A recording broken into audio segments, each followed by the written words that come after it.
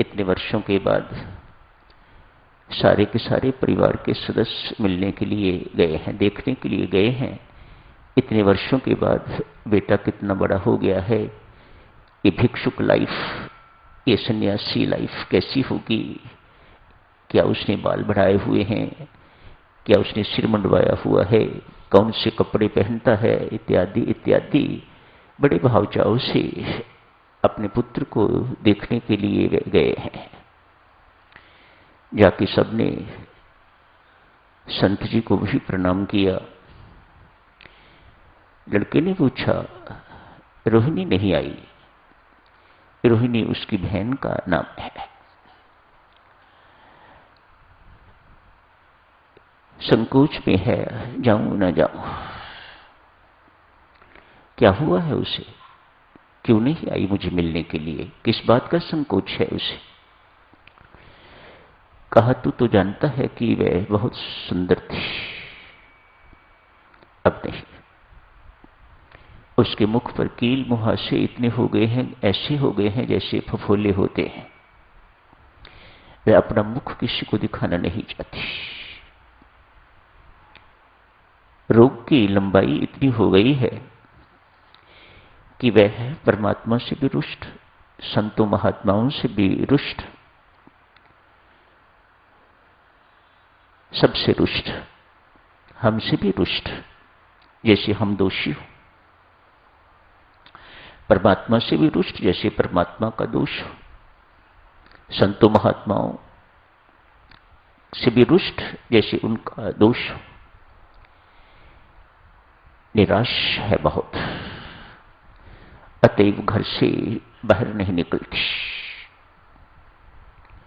पर मैं तो ऐसा समझता हूं, कोई वक्त था जिस वक्त उसके सौंदर्य की इस नगर में भारी चर्चा होती थी। हां, वह समय निकल गया। संत झट से भाप गए। ये उसी के अभिमान का प्रतीक, ये अभिमान का भूत उसके सिर पर सवार हो गया होगा, सौंदर्य का भूत। उसी के कारण ये सब चीजें हुई हैं। उसी अभिमान को लगी ठेस, तो अब क्रुद्ध जीवन है, अब ईर्ष्यालु जीवन है। सब प्रकार की अग्नियां उसके अंदर अब जल रही हैं। वह किसी को देखना नहीं चाहती। ऐसा नहीं है कि वह किसी को मुंह नहीं दिखाना चाहती, लेकिन वह संसार से, प्रकृति से, परमात्मा से, वातावरण से, परिस्थितियों से इतनी रुष्ट है कि वह उनकी शक्ल नहीं देखना चाहती। ऐसी हालत उसकी हो गई है। बातों में रोहिणी का आगमन हो गया। आ गई, आखिर भाई था, मिलने के लिए आई, रहा ना गया। बैठ रोहिणी, तो इतनी देरी से क्यों आई है, क्या बात है? अपना मुख थोड़ा सा ऐसे करके खोला, दिखाया।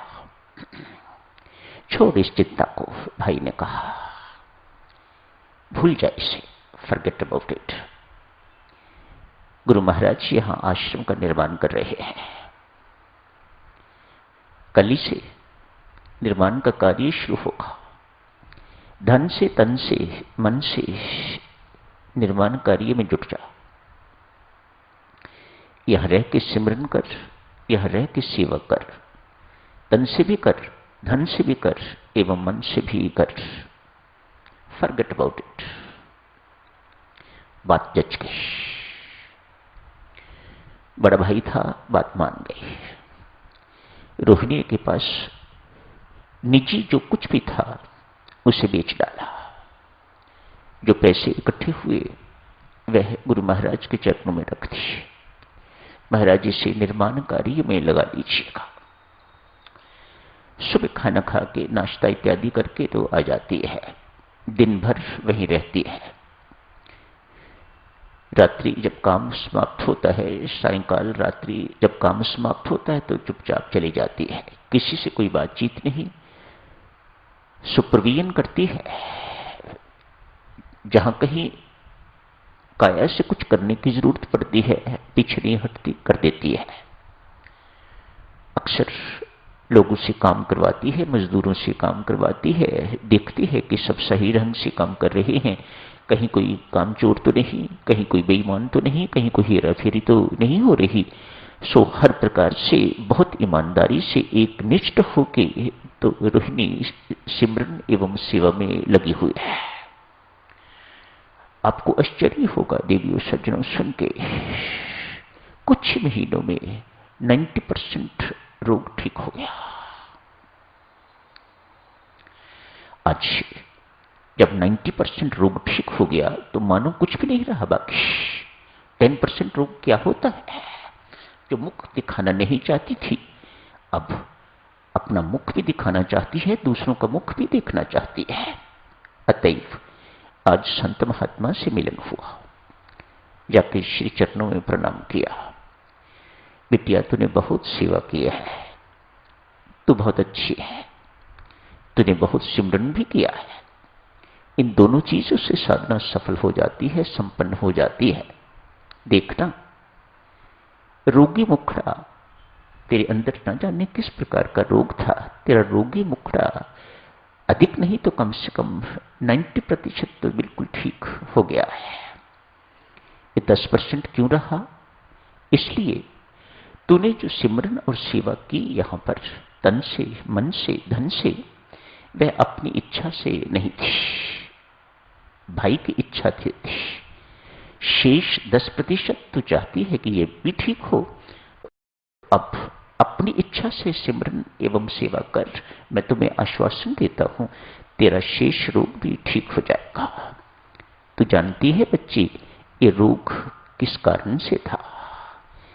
तुझे अपने सौंदर्य का बहुत अभिमान हो गया था। तू किसी दूसरे को सुंदर मानती नहीं थी। मेरे से अधिक कोई सुंदर हो सकता है, ये मानती तू स्वीकार करने को तैयार नहीं थी। यदि कोई था तो उसके प्रति ईर्ष्या। यदि कोई ये कहता कि तेरे से अधिक वह सुंदर है तो ये तेरे से सहन नहीं होता, तो क्रोध से आग बबूला हो जाती। 3 अग्नियां तेरे अंदर जल रही थी। उन्हीं अग्नियों के कारण, उन्हीं ज्वाला के कारण तेरे अंदर ये रोग आ गया है, चमड़ी का रोग। ठीक हो जाएगा। 10% जो बाकी रहता है वह भी ठीक हो जाएगा। संत महात्मा यहां समझाते हैं, साधुजनों घोषणा करते हैं, आप मानो ना मानो, डॉक्टरी, मेडिकल साइंस, आयुर्विज्ञान इस बात को माने या न माने, वे बेशक कहें कि टीबी का कारण माइकोबैक्टीरियम है, टाइफाइड का कारण साल्मोनेला टाइफी है, इत्यादि इत्यादि। पस पड़ गई है वह स्टेफिलोकोकस के कारण है। सब ठीक बातें होंगी, वो भी ठीक है, लेकिन ये भी गलत नहीं है।